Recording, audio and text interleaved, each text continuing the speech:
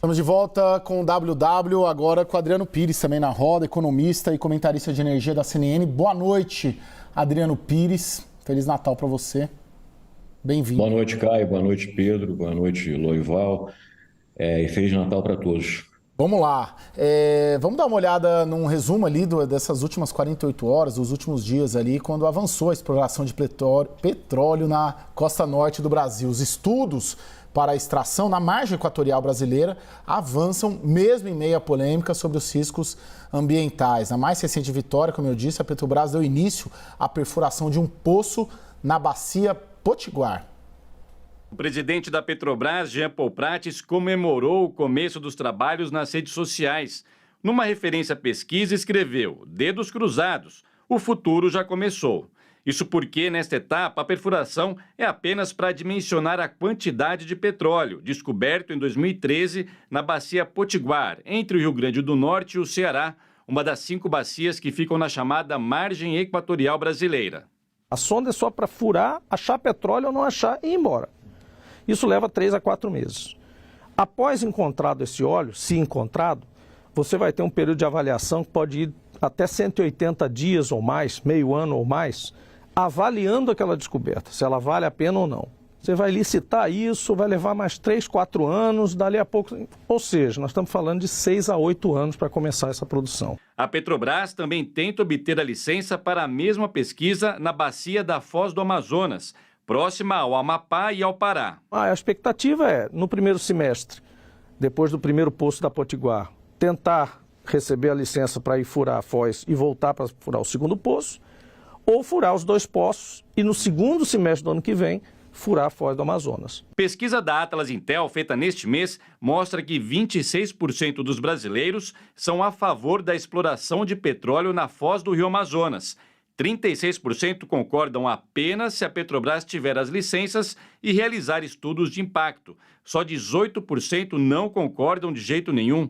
19% não sabem. A mesma pesquisa ainda mostrou que mais da metade dos entrevistados acredita que a exploração de petróleo na Foz do Rio Amazonas poderá gerar impactos econômicos positivos para a população local, contra 15% que discordam.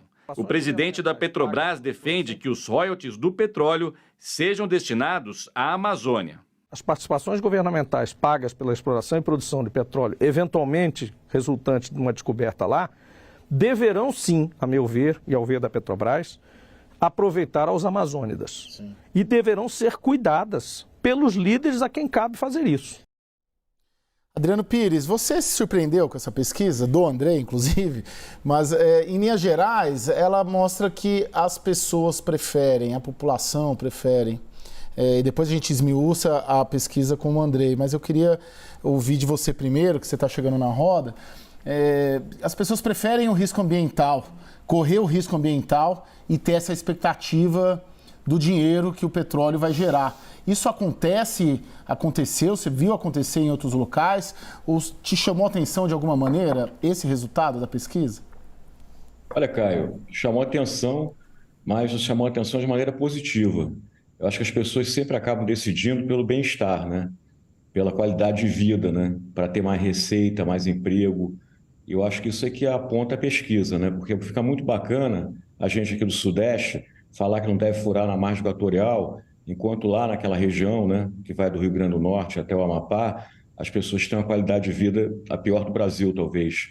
São a região mais pobre do Brasil. E realmente o petróleo ele pode trazer uma riqueza. Obviamente que muitas vezes o petróleo tem aquela história da maldição do petróleo, né? Que o petróleo acaba que a renda gerada é mal aplicada. Enfim, o petróleo também tem muitos países aí, regimes autocráticos, mas o fato é que ele gera riqueza. Então a questão, sem riqueza também você não consegue fazer uma política social adequada. Então eu acho que essa pesquisa, ela não me surpreende, né? Porque eu acho que realmente o Brasil precisa desse dinheiro do petróleo, desse dinheiro dos royalties, desse dinheiro das participações governamentais, para, inclusive, ter uma política de preservação melhor da Amazônia. Então, enfim, concluindo, a pesquisa acabou mostrando o bom senso, né, das pessoas em relação à questão da exploração da margem equatorial. E como a gente já vem falando, né, não há nenhuma incompatibilidade entre política ambiental e explorar a margem equatorial. Dá para fazer as duas coisas, dá para preservar o meio ambiente, dá para retirar o petróleo, dá para usar o petróleo para melhorar a situação da população local. Então, é isso que a pesquisa mostra, e então acho que ficou uma coisa bem clara, que o Brasil quer explorar, sim, a margem equatorial. Adriano, só tecnicamente, antes da gente seguir, só explica pra gente ali, a Bacia Potiguara, ela fica ali mais ou menos no Ceará, né? E esse poço que foi anunciado a perfuração no sábado, fica mais ou menos nas águas ali do Ceará. E a Foz do Amazonas está na outra ponta, acho que está mais de 1.000 quilômetros de distância, né? 1.500 quilômetros. Você vê essa perfuração como um primeiro passo rumo à exploração na Amazônia Azul? Eu acho que sim, né? Eu acho que essa notícia da exploração aí na Bacia do Potiguar, na realidade, esses campos, né, Caio, é mais Rio Grande do Norte que Ceará, tá? Eu acho que é positivo porque é o início, né? Então, o IBAMA deu a licença para explorar ali na Bacia do Potiguar e a gente espera, né, como disse o presidente da Petrobras, que esse ano, né, o IBAMA também dê a licença para explorar na margem, no Amapá, onde você está colado na Guiana, né, que hoje tem todo esse movimento lá de Venezuela, querer pegar a Guiana. Você vê que o petróleo, no fundo, né, Caio, ele virou um pouco protagonista em 2023, né? Então, a gente viu que a questão ambiental, que estava muito focada em sustentabilidade, veio para a mesa uma questão de confiabilidade energética, né? E a confiabilidade energética é dada muito pelos fósseis, pelo gás natural, pelo petróleo, né? Então, me parece que a gente vai, quer dizer, sim, né, explorar também no Amapá. Eu acho que o bom senso, volto a dizer, vai prevalecer. Acho que a gente tem que ser pragmático. Eu sempre tenho colocado que essa coisa daquela sigla do ISD, né? Naquela região, o S tem que ficar na frente do E, na questão social é muito mais grave ali, né? A gente olha para o Amapá, por exemplo, o Amapá tem 70% do Amapá é APA, né? Área de proteção ambiental, né? Então, se você olhar o Amapá como indicador ambiental, ele é o melhor ou o segundo melhor estado brasileiro. Quando você olha os indicadores sociais, ele é o pior estado brasileiro, um dos 2, 3 piores, né? Então, tem uma coisa que não está fechando ali. Então, a gente tem que olhar isso com mais calma, e é uma grande oportunidade, volto a dizer, da gente ter ali uma chance, né, de dar esse recurso petróleo para aquela região que, também volto a repetir, que é a região mais pobre do Brasil. Andrei, detalha pra gente o que mais chamou a atenção na sua pesquisa, né? Tem outros questionamentos ali, a gente mostrou talvez o principal deles, né? Um apoio majoritário da população à exploração, com essa ressalva da necessidade do licenciamento ambiental. Mas você destacaria outros pontos ali que te chamaram a atenção? Destacaria que a população desses estados da margem equatorial, né? A gente está falando sobre estados como Amapá, Pará, Ceará, Rio Grande do Norte, aqueles estados onde efetivamente chegaram mais recursos via royalties, via impostos, se efetivamente esse petróleo vai ser explorado. Nestes estados, a população, ao mesmo tempo, é mais otimista em relação ao potencial de crescimento econômico derivado do petróleo, mas também são os estados mais preocupados com os efeitos ambientais, ou seja, ao mesmo tempo as pessoas entendem que os riscos são grandes e declaram que mesmo assim, entendendo que esses riscos são grandes para o meio ambiente, para a qualidade de vida, se tiver algum tipo de calamidade em termos de exploração, mesmo assim eles querem incorrer esse risco, justamente porque a situação social de muitos desses estados, como a Adriana estava comentando no caso do Amapá, é uma situação bem pior do que no restante do país. Então, a gente vive de maneira muito intensa neste debate o paradoxo da abundância, a maldição dos recursos naturais, que o Brasil viveu ao longo da história inúmeras vezes. A gente teve os diversos ciclos, né? Ciclo da borracha, do café, do açúcar, e no contexto da América Latina, países vizinhos, Equador, Venezuela, viram como, de fato, ter uma grande riqueza de petróleo não garante o desenvolvimento econômico a longo prazo, não garante a maioria dos indicadores sociais. E, de fato, se a literatura acadêmica a nível global aponta com alguma clareza uma tendência, é que em muitos desses países ricos em recursos naturais, a tendência de crescimento econômico no médio e longo prazo é inferior àqueles que não possuem essa riqueza, né? Então, por isso que a gente fala sobre uma maldição desses recursos. Então, a gente está vendo, na prática, o mesmo debate. As pessoas entendem que há grandes riscos, mas querem correr esses riscos mesmo assim, porque a tentação de um enriquecimento rápido, de um enriquecimento fácil, simplesmente fala mais alto. Nesse contexto, eu acho que seria salutário a gente observar com mais cuidado, talvez experiências recentes que deveriam conversar com esses projetos. Por exemplo, a gente colocou uma pergunta na pesquisa sobre a barragem do Belo Monte, que é um projeto que já foi implementado, a barragem foi construída, gera energia. Há um grande debate sobre quanto de útil, de fato, foi para a rede energética do país a barragem, visto que a seca afeta a produção de energia em boa parte do período de cada ano. E o que a gente vê em relação ao Belo Monte é um grande desconhecimento. As pessoas não sabem dizer foi um erro, foi um acerto. O dano ambiental foi grande, muitas pessoas admitem, mas ele, de fato, justifica os ganhos econômicos que a barragem produziu até agora. Então, me parece que busca cada vez mais uma qualificação mais profunda a nível da opinião pública, mas talvez a nível dos próprios tomadores de decisão, dos representantes, dos políticos, em relação a esses projetos. Deixa eu só colocar, porque você colocou a posição das pessoas, né, dos entrevistados, mas na política, pelo menos a sensação que eu tenho, e é um tema que eu gosto e acompanho de perto, estive lá no Amapá agora também, 10 dias, fazendo uma série sobre esse assunto, me parece que há um consenso na política, né, e há um consenso em Brasília sobre isso, à exceção, claro, da Marina Silva, do Ministério do Meio Ambiente e do IBAMA.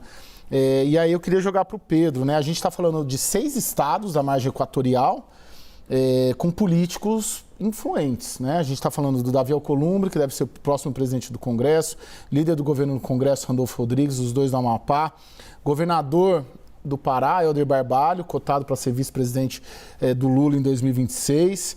Aí temos o Wellington Dias, né? Piauí, porque pega um pouco ali, um trechinho do Piauí na margem equatorial. Você tem Rio Grande do Norte, Jean Paul Prats também, é de lá. Você vê esse consenso na política em Brasília sobre a exploração, sem falar nas próprias declarações do Lula, claramente ali indicando-se a favor da exploração. Como você disse, a única voz contra a exploração é a da Marina Silva. Nesse governo 3, Lula 3, o presidente fez algumas sinalizações para a ministra, como, por exemplo, quando ele vetou trechos da MP da Esplanada que esvaziava o Ministério do Meio Ambiente. Mas, na ocasião, quando esse debate estava instalado, a Marina Silva deu uma declaração que dá um pouco uma pista de qual pode ser o comportamento dela. Ela falou: jamais condicionaria a minha permanência no governo com uma decisão externa ao Executivo, porque no caso era uma decisão, a MP da Esplanada, do Congresso Nacional, da Câmara. Ali o presidente vetou. Agora, no caso da exploração ali naquela região, vai ser uma decisão interna dentro do governo, portanto a Marina Silva pode seguir o mesmo roteiro que ela fez em 2008, se não me engano, quando ela deixou o governo, depois de uma série de atritos nos quais o presidente, nesse embate entre o meio ambiente e a exploração, ele ficou do lado mais pragmático da história. Lorival, você também acompanha muito a questão do meio ambiente.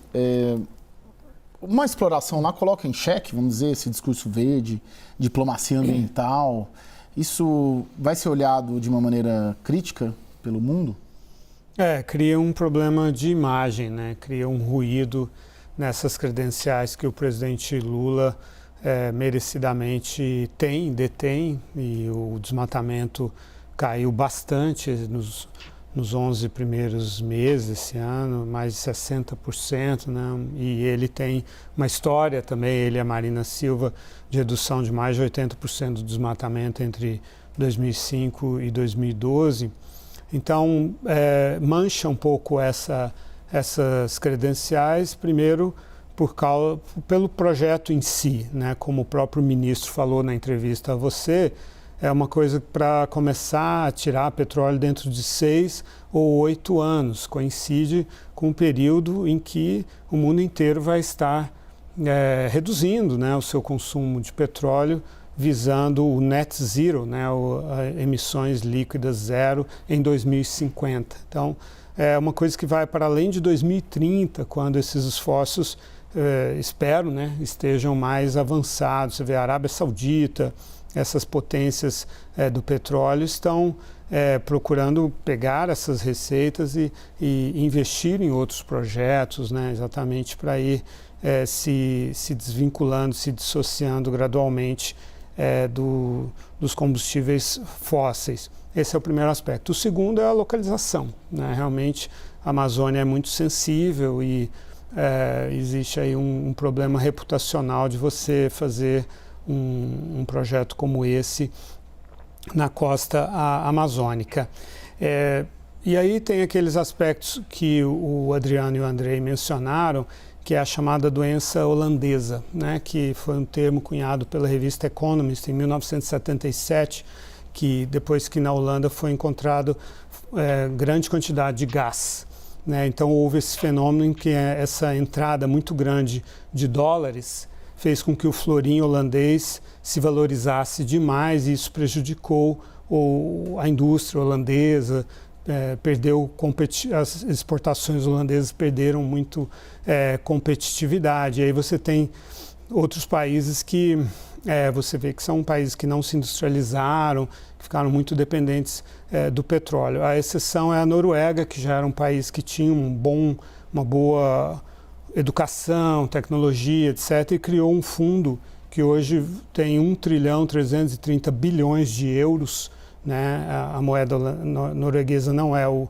euro, mas fazendo a conversão, e eles gerem muito bem, é um fundo anticíclico que gera empregos, infraestrutura, quando há problemas de preço, enfim, problemas no petróleo e em outras áreas. Se você vai para Macaé, no Rio de Janeiro, que é a capital do petróleo, você percebe que não é uma cidade, digamos, muito boa, né? Assim, de primeiro mundo e tal, e foram investidos, muitos royalties foram destinados àquela região toda ali do Rio de Janeiro, sem um resultado muito brilhante em termos de qualidade de vida da população, né, e tal. Então, se você reúne tudo isso, realmente há muitas dúvidas sobre os benefícios desse empreendimento. Adriano, eu queria jogar para ti. Os dias que eu fiquei lá, e a pesquisa acabou corroborando, além da questão ambiental, uma coisa que eu ouvi muito era essa questão que depois que se convencionou chamar de maldição do petróleo. Vai ter benefício? Vai ter investimento em pesquisa? Dinheiro para a universidade? Vai melhorar a logística do Estado? Vai melhorar a vida das pessoas? Ou vai ser um dinheiro que vai ficar na mão de poucos, né? E fora do Brasil também? Eu queria te ouvir sobre isso. O que nos garantiria que uma exploração dessa monta, né? A gente conversa bastante sobre isso também, né? 1,1 milhão de barris por dia, né? Numa previsão conservadora. O que garantiria que essa exploração não resvalasse para a maldição do petróleo? Olha, Caio, eu sempre falo o seguinte, quer dizer, é óbvio que tem maldição do petróleo, né? E que no Brasil, como o Lorival colocou, quer dizer, o royalties aqui da região sudeste, em particular das cidades do Rio de Janeiro, eles não foram tão bem aplicados como poderiam ser, né? Ele deu o exemplo clássico, que é o exemplo da Noruega. Mas isso não quer dizer também que a gente faça o mesmo erro agora na margem equatorial. O importante é que a gente tenha petróleo e tenha um recurso. Você tendo o recurso, você tem que administrar bem o recurso. Então, o que garante isso é você ter fiscalização, né? Você ter órgãos para olhar para onde esse dinheiro está sendo aplicado, né? Você ter uma auditorias, entre aspas, para onde se está indo para a saúde, está indo para a educação, né? Lembra que royalties é um imposto, né, que é para favorecer gerações futuras, porque o petróleo é uma energia que não é renovável. Então, tem um momento que o petróleo vai acabar.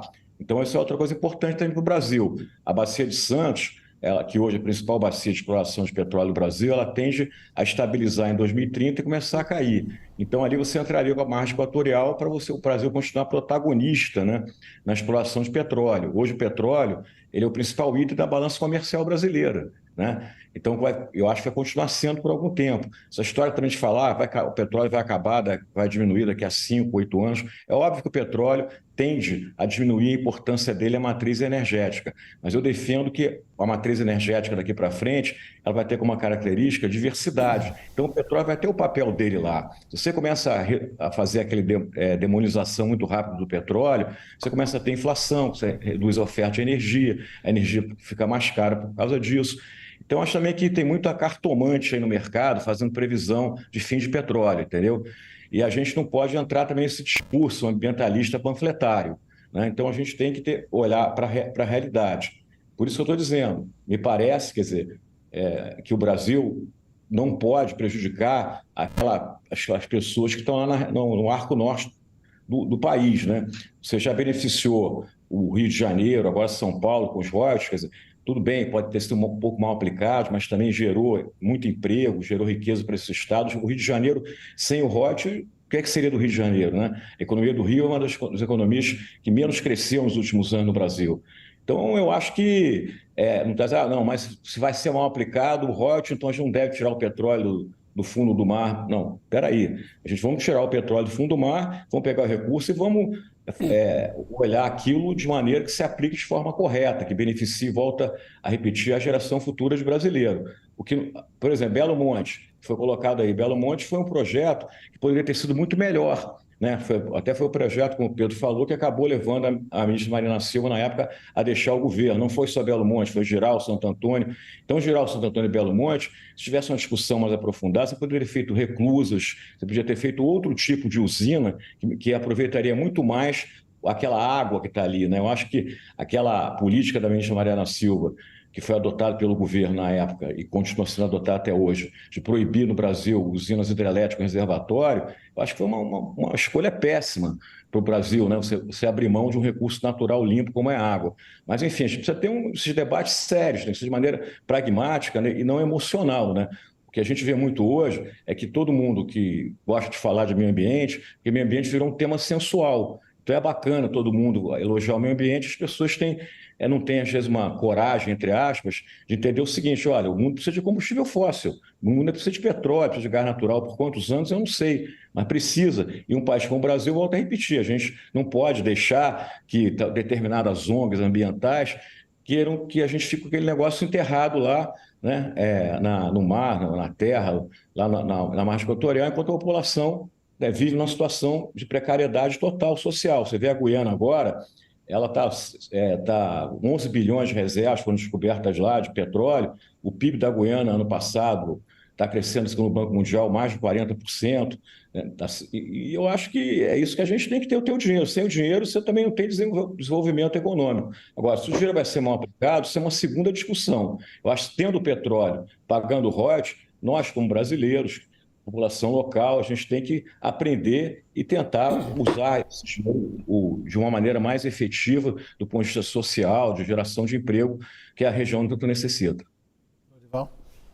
Bom, eu acho, Adriano, que não é só um tema sensual, né? Assim, eu acho que a ciência mostra que a gente está numa ameaça existencial por causa do uso do petróleo, do gás e do carvão, principalmente do petróleo e do carvão. Isso é provado cientificamente, isso não pode ser reduzido a uma modinha. E eu queria acrescentar uma outra questão um pouco geopolítica, assim, que é o fato de que a Colômbia e o Equador, que são outros dois países amazônicos, renunciaram à exploração de petróleo, né? O Equador, no Parque de Assuní, eles realizaram um plebiscito em agosto e aprovaram o fim da exploração do petróleo nesse parque que fica dentro da Amazônia, né? E a Colômbia, de Gustavo Petro, também ele se elegeu, entre muitas outras promessas, evidentemente, mas uma delas era essa, de acabar com a exploração do petróleo na Amazônia. Então, isso vai também pesar do ponto de vista reputacional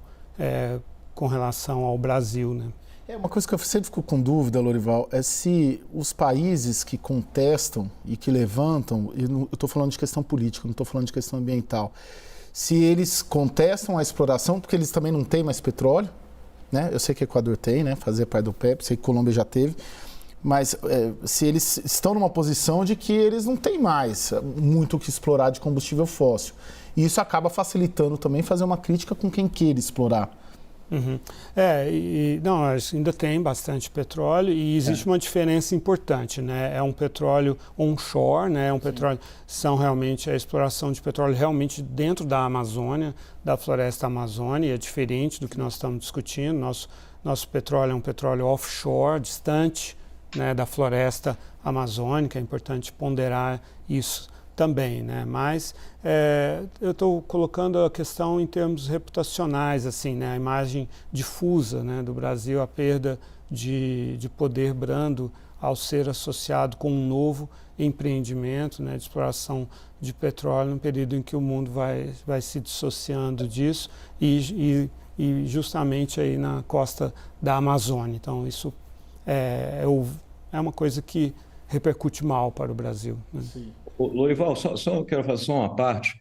Quando a gente coloca, eu falei que é sensual, quer dizer, eu não estou dizendo aqui que eu sou terraplanista, né? Entendeu? Eu sei que tem um problema ambiental no mundo, mas eu acho que a gente tem que colocar essa discussão de uma maneira assim, um pouco, não vamos ceder a um certo neocolonialismo, né? Quer dizer, ou seja, agora que é minha vez, eu tenho petróleo, até porque eu vou explorar petróleo, Lorival, é muito mais seguro do ponto de vista ambiental do que era quando os Estados Unidos explorou, quando se explorou em outros lugares do mundo, né? Hoje, se você tiver um acidente ambiental, né, com petróleo, a principal prejudicada é a empresa de petróleo. Ela pode até acabar. Teve aquele evento lá em Macondo que quase a BP inglesa terminou em função do acidente. Então, hoje, as técnicas que são usadas, você veja no Brasil, a Petrobras e outras empresas furam na Bacia de Campos, furam na Bacia de Santos. A gente nunca teve nenhum acidente ambiental, graças a Deus, grave ali.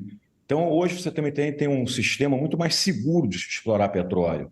Está entendendo? Então, eu acho que isso tem que ser levado em conta. E eu volto a repetir, eu acho que, em termos reputacional, eu acho que a gente não deve ceder uma espécie, entre aspas, de neocolonialismo, né?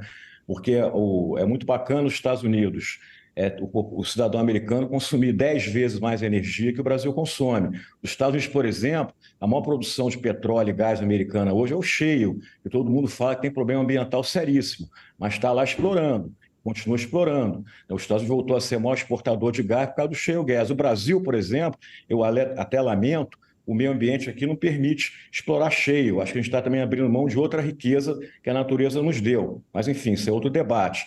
Então, acho que a gente tem que se colocar para a gente também não ficar refém de um discurso que vem lá de fora. Ah, não explora o seu petróleo não, porque isso aí vai dar problema ambiental, isso aqui vai ser ruim para o mundo. Mas aqui, então, o que eu faço? Deixo as pessoas ali na situação econômica e social que elas estão hoje. Então, essa decisão da Colômbia e do Equador eu acho que é uma decisão completamente equivocada para a população do Equador e da Colômbia, tá certo? Porque, volto a repetir, toda a energia tem problema ambiental, não existe geração de energia que não tenha algum problema ambiental. O petróleo, por exemplo, hoje você também está com tecnologias de captura de carbono e outras mais. Então, é nesse debate que a gente tem que se posicionar. Adriano... É sensual, eu queria também fazer um viés muito grande por parte de muita gente de só olhar os malefícios do petróleo e olhar os benefícios das fontes renováveis. Deixa eu só chamar um intervalo, daí eu vou voltar com o Lorival e com o André que querem pedir a palavra. A gente vai fazer um breve intervalo e continuamos o mesmo assunto já. Fica com a gente.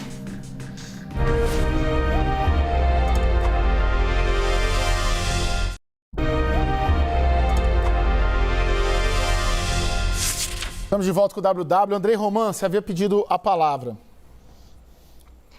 Caio, o meu comentário ia tentar fazer uma síntese do comentário do Lorival com depois a réplica do Adriano. Me parece que no contexto da América Latina, ao longo da sua história, experiências como a do Equador, da Colômbia, da Venezuela principalmente, atestam que esses ciclos de abundância representaram com muito mais acurácia a tese da maldição dos recursos do que o modelo da Noruega, de uma exploração muito bem planejada de ponto de vista técnico e também com investimentos econômicos e na área social que realmente depois geraram um ciclo de prosperidade, não apenas para a Noruega, mas também olhando da Noruega para o mundo inteiro. É verdade que, como o Adriano citou, assim, o culpado disso não são os recursos. Os recursos, de fato, representam uma grande riqueza.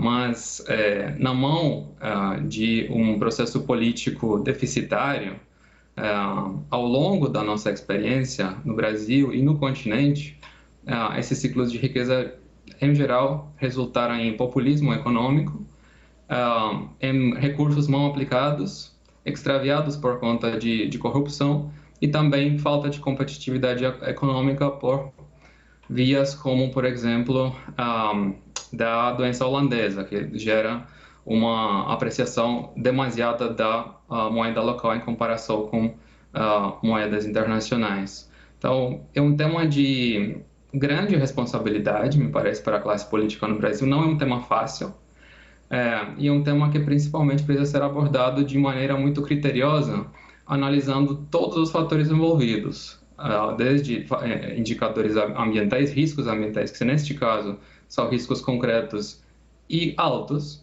e também fazendo com que a exploração ofereça garantias de que, finalmente, depois de tantas experiências fracassadas, e algumas delas muito recentes, tanto é que se tem o exemplo da barragem do Belo Monte nesse sentido, um exemplo muito recente, não se trata de décadas atrás, se trata de algo que acabou de ser construído e que a gente vê hoje.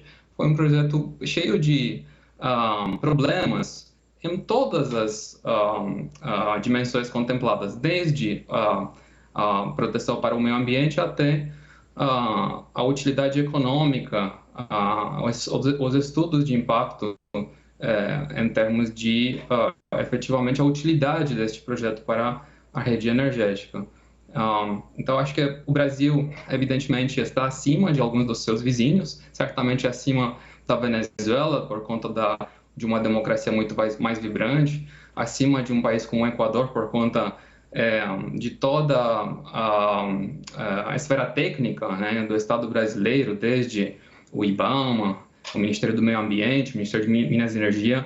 Me parece assim uma sofisticação técnica muito mais alta de um país como o Equador, o Paraguai ou Guiana até, mas isso não oferece uma garantia de que tudo dará certo. Então, me parece que a sociedade civil precisa estar muito envolvida em realmente entender o tema e aplicar a devida pressão para garantir que faz sentido explorar o petróleo e, principalmente, uma vez explorado, o Brasil poderá realmente virar mais próspero, mais igualitário. Andrei, desculpa te interromper, mas nosso tempo acabou, viu? Desculpa também aos demais, ao Adriano principalmente, que eu queria deixar contigo a última, mas a gente tem uma grade aqui, como o William Vac sempre fala.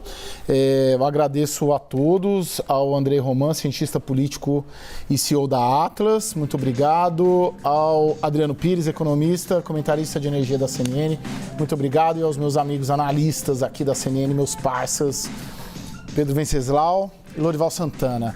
O WW termina aqui, um Feliz Natal a todos, boa noite e até amanhã.